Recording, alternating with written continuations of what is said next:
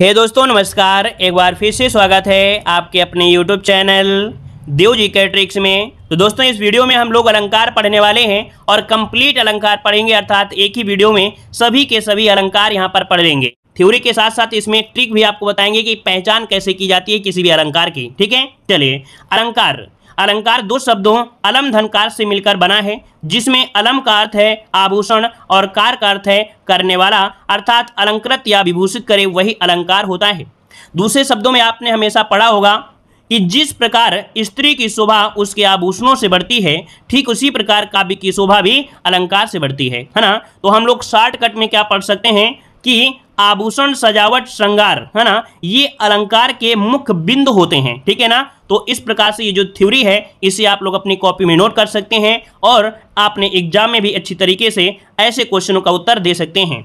चलिए, अगला पॉइंट आ गया है अलंकार के मुख्यता भेद। अलंकार के मुख्यता भेद यहाँ पर देख सकते हैं शब्द अलंकार, अर्थालंकार और आपका उभयालंकार।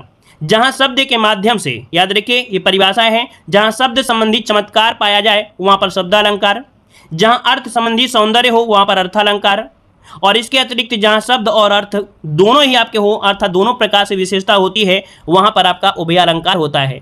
परिभाषा कई प्रकार से बना सकते हैं, जैसे शब्द के माध्यम से काव्य में शोभा हो जाती है वहां पर शब्दालंकार, जहां अर्थ के माध्यम से काव्य में शोभा हो जाए अर्थालंकार होता है, जहां शब्द और अर्थ दोनों से शोभा बढ़े वहां पर उभयालंकार। तो परिभाषाएं आप अपने अकॉर्डिंग भी आप बना सकते हैं अगर आपको थोड़ा बहुत आता है तो। ठीक है, चलिए आइए यहाँ पर देख सकते हैं अलंकार को हमने यहाँ पर पार्ट वाइज में थोड़ा सा समझाने का प्रयास किया है, क्योंकि एग्जामिनर इस समय पूछ लेता है कि कौन सा अलंकार किसके अंतर्गत आपका रखा जाता है। तो देखिए, शब्दालंकार, अर्थालंकार और आपका उभयालंकार। क्वेश्चन पूछेगा कि अनुप्रास अलंकार किसका भेद है, तो आपको बताना है शब्दालंकार। ठीक है, पूछेगा रूपक अलंकार किसका भेद है, तो आप कहेंगे अर्थालंकार का है। तो देखिए, मुख्य रूप से शब्दालंकार में कौन होता है, अनुप्रास अलंकार, यमक अलंकार, श्लेष अलंकार, वक्रोक्त अलंकार, विवक्षा अलंकार को दूसरा नाम दिया जाता है पुनरुक्ति प्रकाश अलंकार के नाम से भी जानते हैं। ठीक है, और इसके बाद यहाँ पर देख सकते हैं पुरुक्तवाभास, ये भी अलंकार होता है किसमें, तो आप कह सकते हैं आपके शब्दालंकार में।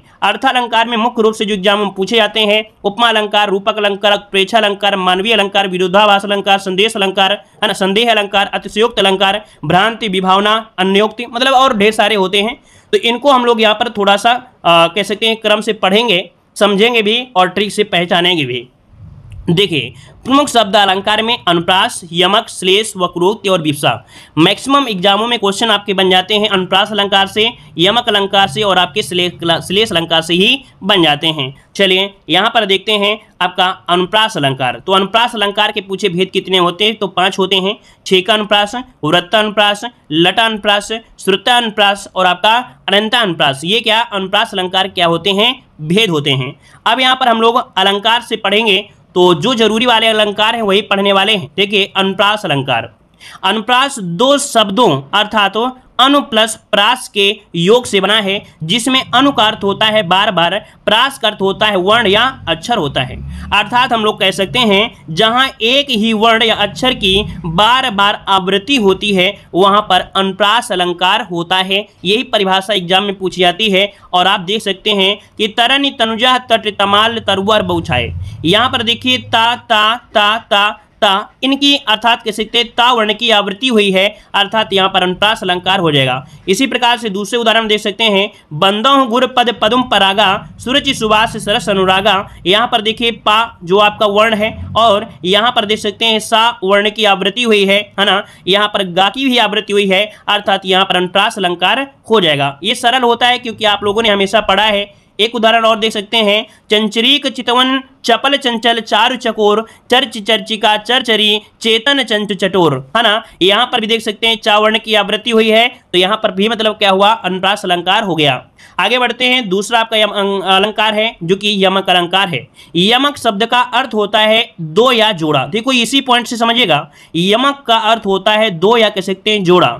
जहां कोई शब्द क्या है, जहां कोई शब्द, इसके पहले अनुप्रास अलंकार में क्या था, जहां कोई वर्ण, है ना, क्या था वर्ण, जब वर्ण बार बार आ रहा था। लेकिन इसमें क्या है, जहां कोई शब्द एक से अधिक बार आए वहां उसका अर्थ अलग अलग हो वहां पर यमक अलंकार होता है। याद रखिए यहां पर शब्द की बात की जाती है। तो दिया गया कनक कनकते 100 गुनी मादकता आदि का आए, वा खाए बौराए नर पाए बौराए। तो देखो कनक कनक दिया गया है, लगभग यमक अलंकार में जो भी उदाहरण मिलेंगे तो ऐसे दुरुक्ति वाले पास पास में ही ज्यादा से ज्यादा देखने को मिलते हैं। तो कनक कनक तो आप लोग जानते थे। आगे आते हैं, दूसरा आपका अलंकार है श्लेष अलंकार। श्लेष मतलब होता है क्या? श्लेष का अर्थ होता है चिपका हुआ, अर्थात जहां कोई शब्द, देखो यहां पर भी बात किया गया है, जहां कोई शब्द एक ही बार आया हो लेकिन उसका एक से अधिक अर्थ निकले, वहां पर क्या होता है? श्लेष अलंकार होता है। देखो इसके पहले आपने अनुप्रास अलंकार में वर्ण की बात किया है ना, यमक अलंकार में क्या किया? शब्द की बात किया, लेकिन शब्द क्या आ रहे थे? दो बार आ रहे थे। लेकिन यहां पर क्या हो रहा है कि एक ही शब्द आ रहा है और उस शब्द के अनेक अर्थ आपके निकल रहे हैं। तो यहां पर अपनी भाषा में कह सकते हैं शब्द एक अर्थ अनेक कहते हैं, श्लेष कहते हैं, याद रखिएगा। तो चलिए यहां पर देखते हैं, उदाहरण आपको दिया गया है, रहीमन पानी राखिए बिन पानी सब सुन, पानी गए न उबरे मोती मानुष चुन। देखिए पानी मोती, पानी मानुष और पानी मतलब चुन, मतलब यहां पर देखिए पानी के तीन अर्थ आपके हैं। जैसे कि देख सकते हैं, पहले पानी का अर्थ आपका चमक होता है, किसके हिसाब से? यहां पर हिसाब है क्या? यहां पर मोती से आपका है ना। यहां पर पहले पानी का अर्थ चमक जो कि मोती के संदर्भ में है। दूसरे पानी से यहां पर मानुष मतलब मनुष्य में जो होती है क्या? प्रतिष्ठा होती है, उसकी इज्जत मान मर्यादा होती है। और तीसरा यहां पर दिया है चूना, अर्थात चून की अगर बात करते हैं तो चूने के संदर्भ में यहां पर पानी का अर्थ दिया गया है, क्योंकि चूने के लिए जल की आवश्यकता होती है। ठीक है ना। तो ये आपका हुआ श्लेष अलंकार। और इसके बाद आते हैं विवक्षा अलंकार। देखिए विवक्षा अलंकार को पुनरुक्ति प्रकाश अलंकार के नाम से भी जाना जाता है। ये आईएमपी पॉइंट है, एग्जाम में पूछा गया है, क्वेश्चन पूछेगा कि पुनरुक्ति प्रकाश अलंकार को और किस नाम से जानते हैं, तो आप कहेंगे विवक्षा अलंकार को। या एग्जाम में पूछेगा विवक्षा अलंकार को और किस नाम से जानते हैं, तो पुनरुक्ति प्रकाश अलंकार के नाम से जानते हैं। देखा जाए तो सबसे सरल अलंकार यही होता है। देखना कितना ईजी हो जाएगा, उदाहरण को पहचानेंगे और आसानी से जवाब दे सकते हैं। देखिएगा हम आपको यहाँ पर परिभाषा ना बता के डायरेक्ट आपको यहाँ पर आंसर बताते हैं। कह रहे मोहि मोहि मोहन को मन भयो राधा में, राधा मन मोहि मोहि मोहन आई मई मई। मतलब क्या हो रहा है, यहां पर द्रुक्ति आपको मिलेगा। जैसे क्या होता है धीरे धीरे, मई मई, लाल लाल, मतलब क्या होता है उदाहरण में आपको क्या मिलेगा? द्रुक्ति वाला होगा। मतलब क्या हुआ? पुनरुक्ति प्रकाश, पुनरुक्ति हुई है, किसी भी एक शब्द की क्या हुई है? दोहराया गया है। पुनरुक्ति मतलब दोहराना, तो हमेशा आपको इसी प्रकार से मिलेगा, याद रखिएगा। जैसे यहाँ पर उदाहरण है, चाहे कितने भी उदाहरण मिले आपको इसी प्रकार से मिलेगा। तो याद रखिएगा विवक्षा अलंकार पुनरुक्ति प्रकाश है ना, ये आपका है। इसका परिभाषा आपको पढ़ना है तो आप लोग पढ़ सकते हैं, लेकिन आपको फोकस करना है कि एग्जाम में उसकी पहचान कैसे कर पाएंगे। ठीक है, यहाँ पॉइंट दिया है कि जिस काव्य में एक ही शब्द एक से अधिक बार आए किंतु उनका अर्थ एक ही हो, उसे विवक्षा अलंकार कहते हैं। इसके पहले आपने पढ़ा था श्लेष अलंकार। श्लेष अलंकार में कहा गया था कि शब्द एक अर्थ अनेक, लेकिन यहां पर क्या है? एक ही शब्द है लेकिन एक से अधिक बार आए, है ना, एक से अधिक बार आए किंतु उनका अर्थ एक ही हो। वहां पर क्या था? एक शब्द के अनेक अर्थ थे, लेकिन उसका भी इसमें क्या है? इसका एक ही अर्थ होना चाहिए। ऐसा नहीं कि एक शब्द का अलग अर्थ दूसरा है और एक शब्द का दूसरा है, वो तो भी आपका क्या हो जाएगा? यमक अलंकार हो जाएगा ना। मान लीजिए जैसे मान लीजिए आपका कनक हो गया, कनक, तो भाई कनक के तो अलग अर्थ होते हैं, लेकिन यहां पर जो आपको पॉइंट दिया गया है लाल, और लाल, तो लाल का मतलब भी वही है और लाल का मतलब भी वही होगा। मतलब वहां पर जो आपके शब्द होंगे अर्थ एक ही होना चाहिए, तब ये क्या बनेगा? विवक्षा अलंकार होता है, या इसे पुनरुक्ति प्रकाश कहते हैं। पहचान सबसे बड़ी यही है, पुनरुक्ति प्रकाश या विवक्षा अलंकार को अगर जानते हैं कि विवक्षा अलंकार को पुनरुक्ति प्रकाश कहते हैं तो यहां से आंसर आप लोग निकाल सकते थे। ठीक है ना। उम्मीद है ये वाला जो आपका है एग्जाम में पूछा गया था तो आप लोग पहचान कर सकते हैं। आइए अब हम लोग यहाँ पर देख सकते हैं अगले अलंकार में जो कि आ चुके हैं अर्थालंकार के भेद में। तो अर्थालंकार में सबसे पहला ही पॉइंट आता है उपमा अलंकार, और यहां से क्वेश्चन बहुत बनते हैं, समझिएगा थ्योरी से, क्योंकि उपमा अलंकार की थ्योरी से बहुत क्वेश्चन बनते हैं। उपमा अलंकार दो शब्दों अर्थात उप धनमा से मिलकर बना है, जिसमें उप का अर्थ होता है समीप। देखो यहाँ पर यही पॉइंट है सबसे महत्वपूर्ण। बहुत लोग रूपक अलंकार में गलती कर देते हैं, उसको उपमा अलंकार लगा देते हैं, लेकिन यही सबसे बड़ा पॉइंट था समीप।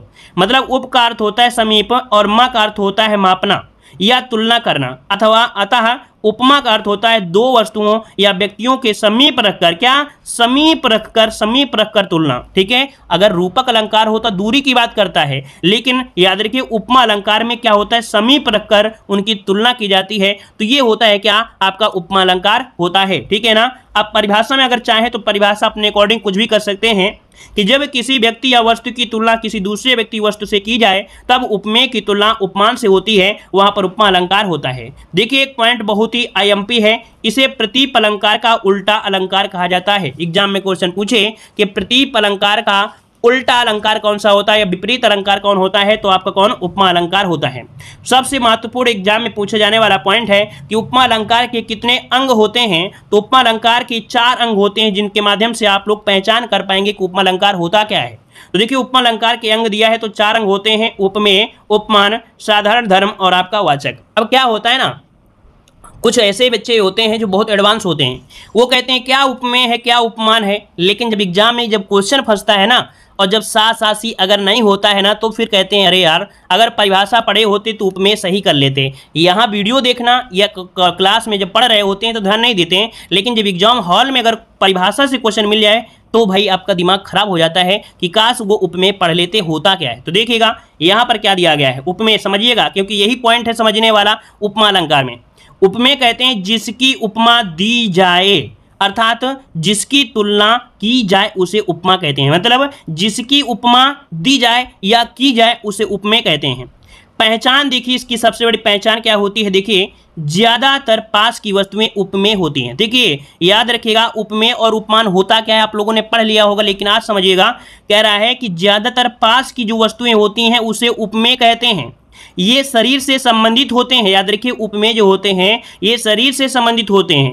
इसमें काल्पनिक गुण होते हैं, क्या इसमें काल्पनिक गुण होते हैं। अब देखिए उपमान क्या है, जिससे उपमा दी जाए। अब जिससे दोगे तो वो थोड़ी दूर की बात करेगा ना, तो जिससे उपमा दी जाए अर्थात जिससे तुलना की जाए उसे उपमान कहते हैं। अब उपमान की पहचान कैसे करेंगे, ज्यादातर दूर की वस्तुएं उपमान होती हैं, याद रखिएगा, ठीक है। ये प्रकृति से संबंधित होती हैं। देखो यहां पर दिया इसमें वास्तविक गुण होता है, अर्थात यहां पर जो उपमान होता है वो दूर की वस्तुएं होंगे और किसी का और संकेत करेंगे तो वो प्राकृतिक चीज होगी और उसको जब दिखाएंगे तो क्या होगा, वो वास्तविक होगी। तो अब आप समझ गए कि उपमान क्या होता है, दूर की वस्तुएं प्रकृति है ना, और आपका वास्तविक होता है, ठीक है। जबकि उपमेय में क्या था, ज्यादातर पास की वस्तुएं थे, शरीर से संबंधित आपके पॉइंट थे और ये काल्पनिक गुण होते थे, ठीक है। ये पॉइंट समझ गए। अगला पॉइंट देखिएगा, साधारण धर्म।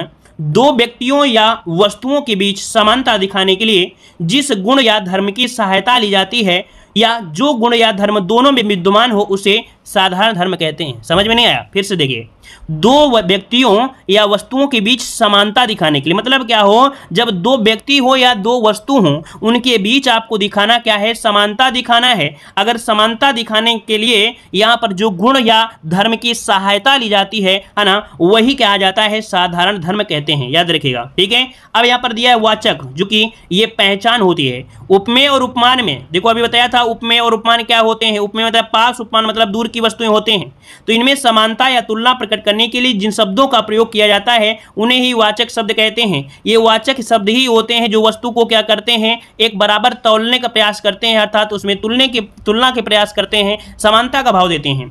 वाचक शब्द में सा, सी, से, सो, देखो बहुत पॉइंट आपने देखा है, सा, सी से देख लेते हैं लेकिन पूरा नहीं देखते हो। देखिए सा, सी, से, सो, सरिस, सदृश, सम, तुल्य, जिमी, देखो ये भी पॉइंट समझिएगा, जिमी जैसा, जैसी, जैसे, नाई भी होता है, नाई, ठीक है, की तरह, के जैसा, के समान। तो ये भी पॉइंट आपके होते हैं, जिमी, जैसा, नाई। अब किस्मत आपकी इतनी अच्छी है कि लगभग उदाहरण जो मिलते हैं वो आपको मिल जाते हैं, कैसे, जहां पर सम, सा, सरिस शब्द आपको मिल जाते हैं। लेकिन अगर किस्मत आपकी साथ ना दे तब क्या होगा, ऐसे पॉइंट आपको रख देगा और कहोगे कि अलंकार के इस क्वेश्चन को छोड़ देते हैं, लेकिन आपको छोड़ना नहीं है। चलिए आगे बढ़ते हैं। यहां पर आपका देख सकते हैं उपमा अलंकार के कुछ भेद मतलब परिभाषाएं दी गई हैं।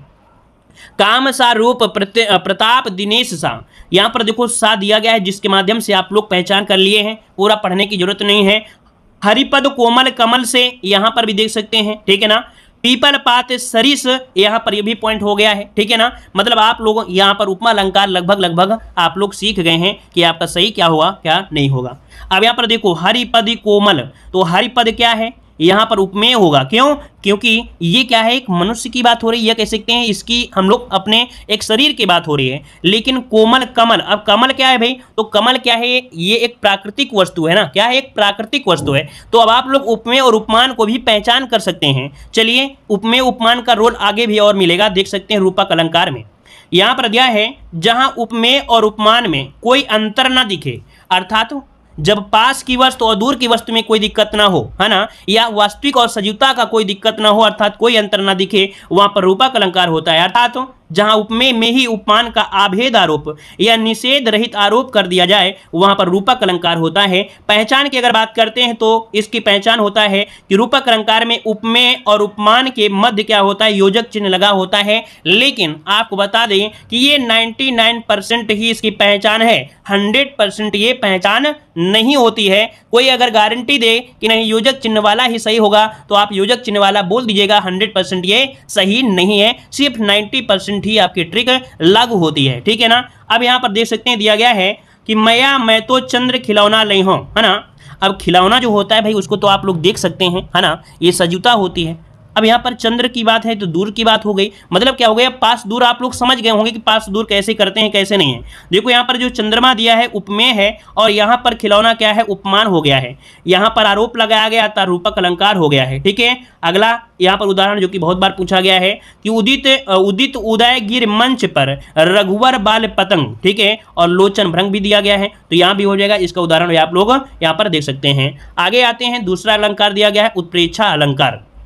देखिए, देखने से तो बहुत इजी होता है, लेकिन हमने कहा कि अगर किस्मत अगर आपकी खराब है तो आपका कोई भी अलंकार हो सकता है, गलती हो सकता है ना। एग्जामिनर कैसा भी उदाहरण दे सकता है। तो देखिए इसमें भी कुछ पहचान होती है। यहाँ पर दिया जहां उपमान के ना होने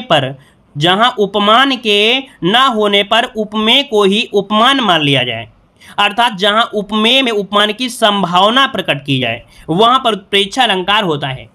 यहाँ पर पहचान में देखिए क्या दिया गया है, उत्प्रेक्षा अलंकार की पहचान निम्नलिखित वाचक शब्द होते हैं, अर्थात वाचक मतलब जोड़ने का कार्य करते हैं। अब देखिए कौन कौन से होते हैं, आपने हमेशा पढ़ा जनु जानहु, जनहु मन मानहु, मनहु मानहु। देखो यहाँ पर कभी कभी क्या होता है, मनहु और मानहु, है ना, ये होता है, तो यहाँ पर इसको भी याद रखा करिए, ठीक है। कभी कभी क्या होते हैं, ऐसे हमने देखा था, एक उदाहरण मिला था मनाहू, भैया मनाहू नहीं होता है, मनहु होता है, ठीक है। मनहु या मानहू, तो ये भी गलत हो जाता है सरासर, ठीक है। जान पड़ता है, देखो यहाँ पर क्या दिया गया है, जनु जानो जनहु मन मानो मनहु मानहु, जान पड़ता है, देखो ये भी दिया है। निश्चय ही ज्यों मकु यू इच्छा से जैसे, अगर ये पॉइंट मिलते हैं तो आप कह सकते हैं कि यहाँ पर उत्प्रेक्षा अलंकार होता है, ठीक है ना। क्लियर हो गया। उदाहरण की अगर बात करते हैं तो उदाहरण आप देख सकते हैं, सोहत ओढ़े पीत पट श्याम सलौने गात, मनहु नील मणि शैल पर आतप परियो प्रभात। तो देखिए मनहु शब्द आपको मिल गया ना, तो आप लोग आसानी से कह सकते हैं कि उत्प्रेक्षा अलंकार को भी आप लोग अच्छी तरीके से पहचान कर सकते हैं। अब यहाँ पर एक उदाहरण दिया गया है विशेषोक्त अलंकार। विशेषोक्त अलंकार क्या होता है, देख सकते हैं कि जहां कारण के रहते हुए भी कार्य का ना होना पाया जाए, अर्थात जहां कार्य सिद्धि के समस्त कारणों के विद्यमान रहते हुए कार्य नहीं हो सकता है या ना हो सके, वहां पर विशेषोक्त अलंकार होता है। तो देख सकते हैं, कह रहा है आपसे कि जहां कारण के रहते हुए भी कार्य नहीं हो रहा है, जैसे पानी विच मीन प्यासी मोहि सुनी सुनी आवे हांसी, पानी में है अर्थात पानी है, कारण है उसका, पानी है, लेकिन फिर भी क्या है, कार्य नहीं हो रहा है, वो पानी नहीं पी पा रही है। अर्थात यहाँ पर देख सकते हैं कि जहां कारण के रहते हुए कार्य नहीं हो पा रहा है वहां पर होता है विशेषोक्त अलंकार। पानी विच मीन प्यासी, समझ गए होंगे। अगला एक उदाहरण यहाँ पर देख सकते हैं जो आपको दिया है कि देखो दो दो मेघ बरसते हैं प्यासी की प्यासी, मतलब यहाँ पर वो प्यासी अभी भी है जबकि दो दो क्या है, मेघ बरस रहे हैं, ठीक है। तो ये भी पॉइंट आप लोग समझ गए होंगे। अगला अलंकार है यहाँ पर विभावना अलंकार, जो कि बहुत ज्यादा एग्जाम में पूछा जाता है। तो देखिएगा यहाँ पर विभावना शब्द का अर्थ होता है विशेष प्रकार की कल्पना, अर्थात जहां बिना कारण अर्थात साधन के ही कार्य का होना पाया जाए। समझ रहे हैं ना पॉइंट को, जहां बिना कारण के ही कार्य का होना पाया जाए, है ना, या जहां बिना कारण के ही कार्य संभव हो पाए, ठीक है, वहां पर विभावना अलंकार होता है। इसके पहले आपने पढ़ा था जहां कारण हो और कार्य ना पूरा हो, जैसे पानी बीच मीन प्यासी मोहि सुनी सुनी आवे हांसी, है ना। लेकिन इसमें क्या है, जहां बिना कारण के ही कार्य का होना पाया जाए वहां पर विभावना अलंकार होता है। जैसे कि बिनु पद चले सुने बिनु काना, कर विधु कर्म करे विधि नाना, अर्थात बिना पैर के चल सकता है। तो समझ गए ना कि बिना कारण के ही कार्य हो रहा है, बिना पैर के वो चल रहा है, बिना कान के वो सुन रहा है, तो ऐसे अलंकार, ऐसे जो उदाहरण होते हैं वो आपके विभावना अलंकार के होते हैं। ठीक है, और यहाँ पर देख सकते हैं आनंद रहित सकल रस भोगी, बिनो वाणी वक्ता बढ़ जोगी। कह रहा है बिना वाणी के वो वक्ता बन गया है ना। तो अब आपको ये पॉइंट समझ में आ गया है, स्क्रीनशॉट लीजिए और इस उदाहरण को आप लोग नोट करिएगा। आगे आते हैं, दूसरा अलंकार आपको दिया गया है संदेह अलंकार। देखो कभी कभी आप लोग इस अलंकार में कंफ्यूज होते हो, कौन? संदेह अलंकार, और इसके बाद एक अलंकार कौन है? भ्रांतिमान अलंकार। बहुत ही बारीक से समझिएगा, बहुत ही अच्छी तरीके से हम आपको समझा रहे हैं ताकि कभी भी आपको अलंकार में दिक्कत ना हो। देखिए संदेह क्या होता है? जहां किसी व्यक्ति वस्तु को देखकर संशय बना रहे अर्थात निश्चय न हो सके, वहां संदेह अलंकार होता है। देखो अभी आपको ट्रिक बताएंगे, पॉइंट बताएंगे, पहचानना बताएंगे। परिभाषा तो कहीं भी पढ़ लोगे, लेकिन पहचानना कैसे समझोगे, है ना। तो वही दिया गया है कि जहां किसी व्यक्ति वस्तु को देखकर संशय बना रहे अर्थात निश्चय न हो सके, वहां संदेह अलंकार होता है। देखिए संदेह अलंकार में तर्क वितर्क की संभावना बनी रहती है। क्या? तर्क वितर्क की संभावना बनी रहती है। पहचान देखिए क्या होती है। संदेह अलंकार के उदाहरणों में प्रायः या, सबसे ज्यादा या पॉइंट मिलता है, अथवा मतलब दो खंडों को अलग अलग करने की बात करता है। या, अथवा, की, कै, कैंधो आदि शब्दों का प्रयोग रहता है। याद रखिए किसमें? संदेह अलंकार में। किसका? या, अथवा, की, कै, कैंधो। देखिए उदाहरण आपको दिया गया है, सारी विच नारी है कि नारी विच सारी है, कि सारी ही की नारी है, कि नारी ही की सारी है। ठीक है, तो यहां पर देखो ये पॉइंट दिया है, कि दिया गया है, यहां पर मिल गया है। फिर दिया है यह मुख है या चंद्रमा। अब आपके पास जब यहां पर भ्रांतिमान अलंकार होगा तो आप थोड़ा सा कहोगे कि भ्रांतिमान तो भी हो सकता है, भ्रम हो रहे हैं। वो भ्रम नहीं हो रहा है, यहां पर आपको संदेह हो रहा है कि यह मुख है या चंद्रमा है। तो की, कै, कैंधो या अथवा का जहां मिले वह हमेशा क्या होता है? संदेह अलंकार होता है। यह काया है या शेष उसी की छाया, तो यह शब्द जो मिल गया ये क्या हो गया भाई? तो यहां पर आपका हो गया संदेह अलंकार। उम्मीद है कि संदेह अलंकार भी आपको बहुत अच्छी तरीके से कंप्लीट हो जाएगा। देखो जब भी नोट्स बनाए तो इन पॉइंटों को फोकस किया करें। जैसे हमने यहां पर पॉइंट पर अंडरलाइन किया है, इस पर भी किया है, तो इसको एक नए कलर दिया करें। मतलब नीला कलर लिख रहे हैं तो एक लाल कलर भी रख लिया करें। कॉपी कितना अच्छा बनाए कि देखने वाला भी मोहित हो जाए आपकी नोट्स को। ठीक है, आगे बढ़ते हैं। क्वेश्चन आपसे अगला है भ्रांतिमान अलंकार। तो देखिए जब उपमेय में उपमान के होने का भ्रम हो जाए, जहां एक वस्तु अर्थात उपमेयों को देखकर दूसरी वस्तु का भ्रम हो जाए, वहां पर भ्रांतिमान होता है। देखो वहां संदेह था, यहां क्या हो रहा है? भ्रम हो रहा है, आप भ्रमित हो रहे हैं। पहचान क्या होती है? तो भ्रांतिमान अलंकार के उदाहरणों में प्रायः भ्रम मिलेगा, भ्रांति मिलेगा, जान मिलेगा। सबसे पॉइंट ये होता है जानी, मानी, समुझी। तो देखो भ्रम देखोगे तो पहचान जाओगे, लेकिन ये पॉइंट मिलेगा तो 100% मिलेगा, क्योंकि यही पॉइंट आपको ज्यादा उदाहरण में देखने को मिलता है। देखिए उदाहरण कि नाक का मोती अधर की कांति से, बीज दांडिम का समझकर भ्रांति से। तो भाई यहां पर भ्रांति आ गया है, तो आप लोगों ने भ्रांति अलंकार पहचान लिया। अब नीचे देखिए यहां पर दूसरा उदाहरण दिया गया है, जान श्याम घन श्याम को नाच उठे वन मोर। तो आप समझ गए ना, क्या मिल गया? वृंदावन विरहत कर फिरे राधानंद किशोर, नीरद दामनी जानी। तो यहां भी मिल गया। मतलब यहां पर जब भी कभी आपको जानी भ्रांति मिले तो वहां पर आपका भ्रांतिमान अलंकार होता है। एक बार कॉपी में अगर नोट कर लोगे ना तो याद रखिएगा, आप कहोगे कि हमारी कोचिंग में भी ऐसा नहीं पढ़ाया गया है, ऐसा नहीं समझाया गया है। ठीक है, लेकिन जब कॉपी में नोट कर लोगे तब आपको विश्वास होगा कि हाँ अलंकार हम पढ़ सकते हैं, अलंकार हम बता सकते हैं। अगला पॉइंट दिया है अन्योक्ति अलंकार। अन्योक्ति अलंकार मतलब देख सकते हैं, परिभाषा से समझिएगा। कुछ इसकी ट्रिक है जो पहचान होती है, बहुत अच्छी पहचान है कि अन्योक्ति दो शब्दों अर्थात अन्य धन उक्ति से मिलकर बना है।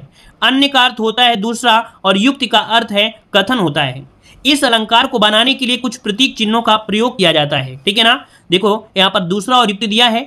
तो देखिए यहाँ पर प्रतीक चिन्ह क्या दिए गए हैं कि जब कभी उदाहरण में यहाँ पर बात करें फूल की, बात करें कली की, बात करें माली की, गुलाब की, कांटा की, डाली की, अली अर्थात भौरा की। देखो अधिकतर पॉइंट मिलेगा अली।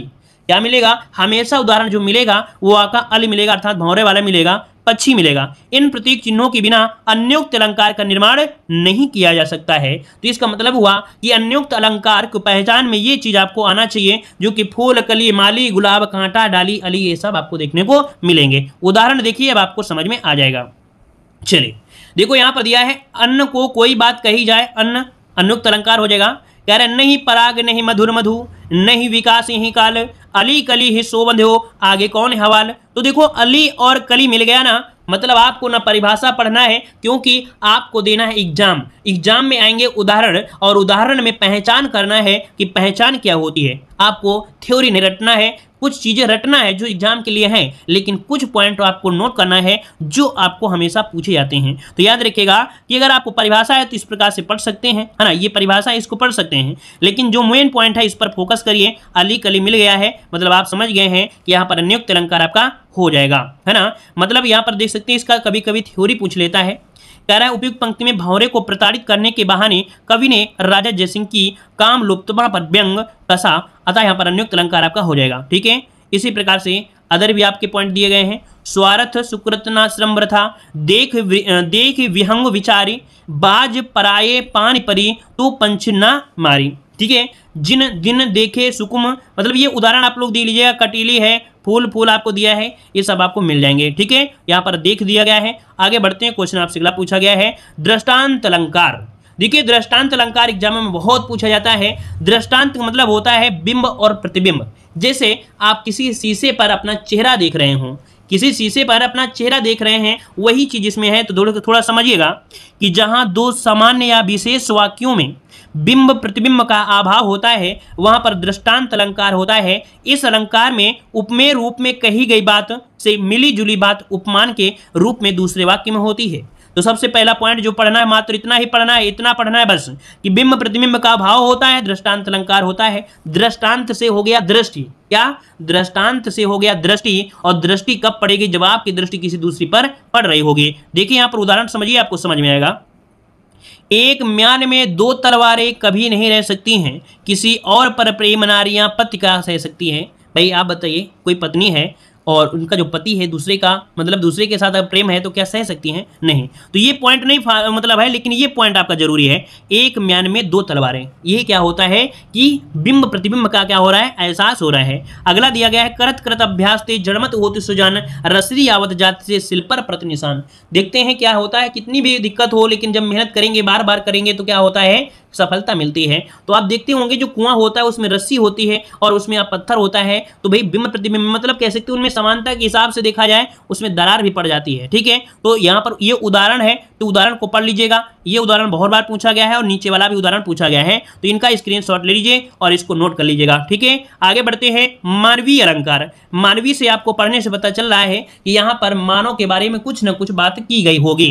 तो देख लीजिए, जिस काव्य में जड़ अर्थात निर्जीव पर चेतन अर्थात सजीव का आरोप होता है, अर्थात जहां निर्जीव वस्तु का वर्णन सजीव वस्तु की तरह किया जाता है, वहां पर मानवीय अलंकार होता है। ठीक है ना, समझ गए ना। मतलब जब निर्जीव का सजीव से क्या किया जाए, वहां पर वर्णन किया जाए। ठीक है, मतलब निर्जीव वस्तु का वर्णन सजीव वस्तु की तरह किया जाता है, वहां पर मानवीय अलंकार होता है। तो देख सकते हैं यहाँ पर दिया गया है कि देख दशा रघुवीर की, वृक्ष फूट फूट कर रोए। यहाँ पर रघुवीर क्या है भाई, ये तो सजीव हैं, लेकिन वृक्ष जो आपके निर्जीव कहेंगे, तो यहाँ पर कह सकते हैं कि जब यहाँ पर मानवीय अर्थात निर्जीव वस्तु का वर्णन एक सजीव रूप में किया जाए, वहां पर मानवीय अलंकार होता है। क्लियर हो गया है। आगे बढ़ते हैं, क्वेश्चन आपसे अगला पूछा गया है विरोधाभास अलंकार।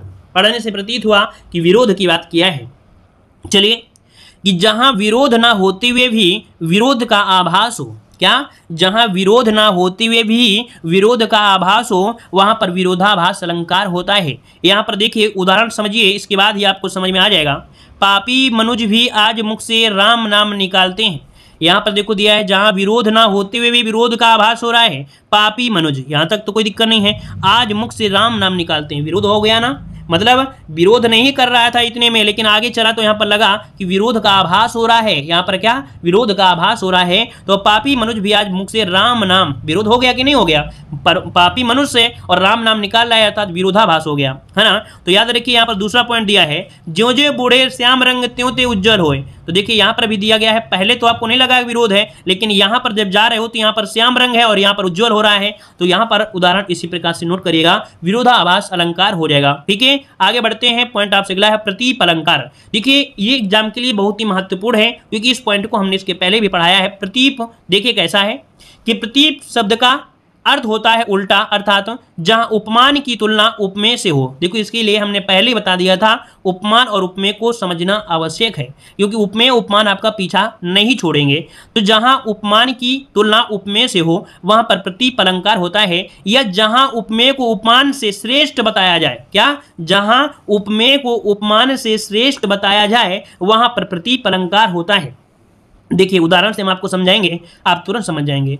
कह रहा है प्रतीप अलंकार को उपमा अलंकार का उल्टा अर्थात विपरीत अलंकार कहते हैं। तो ये भी पॉइंट नोट करिएगा कि प्रतीप अलंकार को उपमा अलंकार का उल्टा या कह सकते हैं विपरीत अलंकार कहते हैं। यहां पर दिया गया है कि उस तपस्वी से लंबे थे देवदार दो चार खड़े। यहां पर उपमान जो दिया है देवदार है को उपमेय तथा उपमेय तपस्वी को उपमान मानकर वर्णन किए जाने के कारण यहाँ प्रतीप हो गया है। ठीक है, तो इसको इसी प्रकार से नोट कर लीजिएगा। ठीक है, यही उदाहरण भी ज्यादा से ज्यादा पूछा जाता है। 3-4 आपके अलंकार और बचे हैं जो कि देख सकते हैं। ब्याज स्तुति अलंकार, देखो यहाँ पर दिया है ब्याज, फिर दिया है स्तुति, फिर अलंकार दिया है। स्तुति मतलब क्या होता है, प्रसन्न होता है, प्रसन्नता होती है।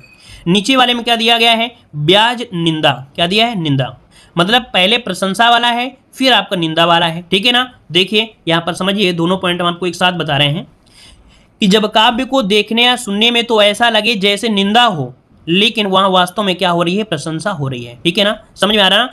ब्याज स्तुति अलंकार, पहले क्या हो रहा है, निंदा हो रही है, लेकिन वास्तव में क्या है, वो प्रशंसा हो, वहां पर ब्याज स्तुति अलंकार होती है। अब कहोगे कि चलो अच्छा एक पॉइंट और दीजिए, दूसरे परिभाषा, जहां काव्य को देखने में तो ऐसा लगे जैसे प्रशंसा की जा रही है, लेकिन वास्तव में क्या हो, निंदा हो। अब आपको दोनों परिभाषा कैसे याद रखना है, देखो परिभाषा क्या है, परिभाषा और उदाहरण।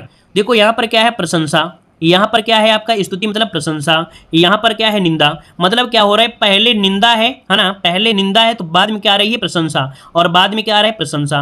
अब निंदा वाले में क्या दिया गया है, निंदा वाले में दिया गया है कि पहले कह रहा है कि जब काव्य को देखने या सुनने से ऐसा लगे प्रशंसा है, लेकिन बाद में क्या रहे, वास्तव में क्या है, निंदा है। तो बाद में क्या लगे, निंदा, अगर लगे बाद में लगे निंदा तो वो क्या हो गया, ब्याज निंदा हो गया। अगर आपको बाद में लगे प्रशंसा तो ये क्या हो गया, प्रशंसा। अब देखो, अब आपको समझ में आएगा, उदाहरण पढ़िए। गंगा क्यों टेढ़ी चलती हो, दुष्टों को शिव कर देती हो।